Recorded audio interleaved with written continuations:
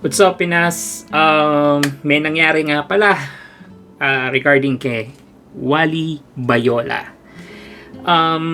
Itong nakaraan na araw, yesterday, sa Sugod Bahay, merong nangyaring issue na naman regarding sa Sugod Bahay segment na involved dito si Wally Bayola.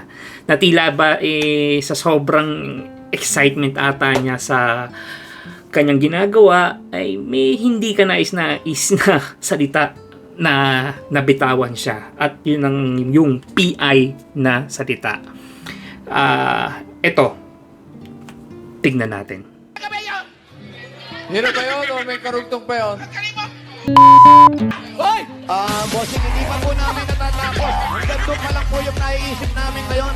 Duduktungan pa po natin. Mahaba pa po yan. So, yun nga, narinig nga natin yung nangyari, at ito, pinutakti na naman siya dito sa ating social media. Walang pagbabago. Yun nga, yung mga netizen, tinawag nila yung attention ng MPRCB. Alam naman natin ang nakaupo dito is si Chairman Lala Soto. After nung, yun nga, na medyo hindi siya nakapagsalita ng magandang words itong si Wally Bayola.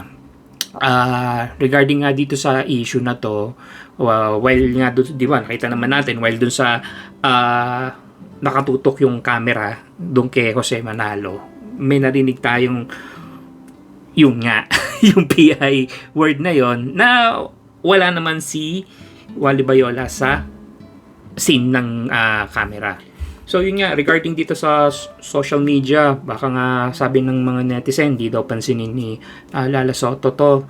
Kasi nga, yung pangalan na Soto, alam nyo na, nakakabit na sa kanya yung pangalan na yon. Pero hindi naman palalagpasin daw to ng MTRCB. Regarding sa nababasa ko ngayon. Pero may mga deal itong mga netizen natin na nakapost to sa Twitter account nila na ito, for example, itong si Dil Lopez, syempre di papansinin niya ni Madam Chair, ang lala nyo, natural lang yan kay Wally yan, nakakagawian na nila yan sa kalye serye pa lang, matagal na nilang ginagawa yan, wala namang problema, words of expression lang naman yan, walang dahilan para imbitahan ang EAT. Advance kasi daw siya mag-isip. Ito pa, isa pa, kay Stream 16. Syempre, dead man si Lala dyan. Siya ba naman nandyan during lunch as a daughter, not as a MTRCB chair? Makikita naman namin pagmumukha niya sa mga sinihan. Lastly, ito kay Lester. Bias ang MTRCB sa EAT. Kahit anong pagmumura ng host dyan, nakakalagpas yan. Then as of today po, ano ba date natin ngayon? August 11, live po, itong si Wally Bayola ay nagsorry naman. So ito, pakinggan po natin yung video. Kasi ako po ay may nabitawang salita na hindi ko po dapat sinasabi. Nagkamali po ako doon. At ako po ay humingi ng inyong paumanhin at pag-unawa ninyong lahat. Pasensya na po at pasensya na po sa lahat. Natin kailangan na, ay wala, hindi ko sadya, hindi ko mali, pero importante yung humingi tayo ng kapatawaran. Muli po, nandito po kami para humingi ng dispensa sa inyo at makakaasa po kayo na hindi na po mauulit ang mga bagay na to. Thank you. Maraming salamat po. Bossing. At salamat din kay Wally. At humingi ng paumanhin, pagtanggap ng pagkakamali. Ang mahalaga, kapag alam nating nagkamali, dapat itinatama natin agad. Gano'n lang.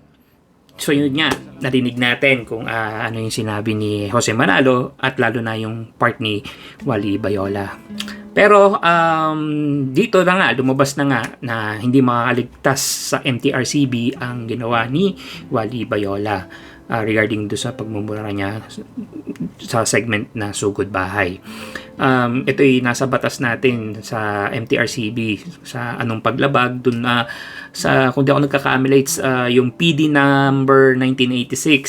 So kung may time kayo, basahin nyo kung anong ibig sabihin nito. Dito makikita natin yung for immediate release yung letter na pinapatawag yung EAT ng MTRCB.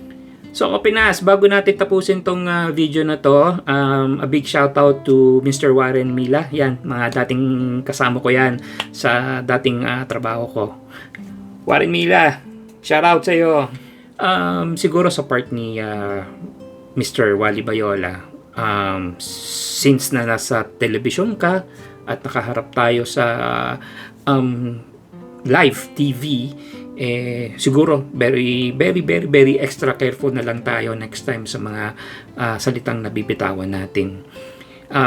Walang masama, wag nating bigyan ng masamang kahulugan sa mga pangyayari dahil sa tanong ko naman sa inyo, lahat naman tayo nakakapagmura. Hindi nga lang sa harap ng live TV, live audience, pero di ba pag dadala tayo ng damdamin, nagagawa natin yung mga bagay. Minsan nga, sa harapan pa ng mga maraming tao. So, Kapinas, hanggang dito na lang to. At ako'y mag-iiwang ng kataga na, do not judge others, and God will not judge you. Do not condemn others, and God will not condemn you. Forgive others, and God will forgive you. Pilipinas, legit the barkads. Thanks for watching. Peace.